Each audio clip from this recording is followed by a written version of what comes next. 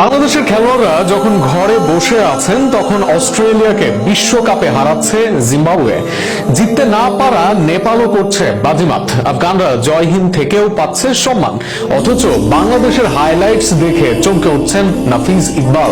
বিশ্বকাপে বাংলাদেশের না খেলা ও জিম্বাবুয়ের ম্যাচ জয় নিয়ে এক করে থাকছে প্রতিবেদন।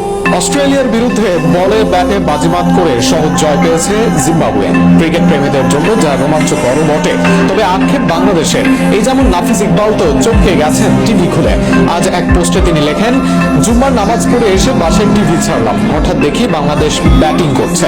দেখে কিছুক্ষণ মনটা ধুপ করে উঠল। তার মধ্যে আবার স্ক্রিনে বড় করে লেখা T Sports live.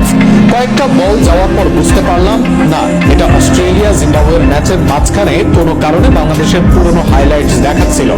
Cricket is actually very funny game. তবে এই আক্ষেপ কি শুধুই নাফিজের, নাকি এত বড় একটা টুর্নামেন্ট ঘরে বসে থাকা খেলোয়াড় কোচদের? 18 কোটি মানুষের জন্য কি একটা বিশ্বকাপ অপ্রাসঙ্গিক হয়ে গেল না? প্রসঙ্গত, চলমান টি-20 বিশ্বকাপে চমক দেখিয়েছে জিম্বাবুয়ে। সাবেক বিশ্ব চ্যাম্পিয়ন অস্ট্রেলিয়াকে হারিয়েছে সিকান্দার রাজার দল। নিজেদের দ্বিতীয় ম্যাচে অজেদের 23 রানে হারিয়েছে জিম্বাবুয়ে।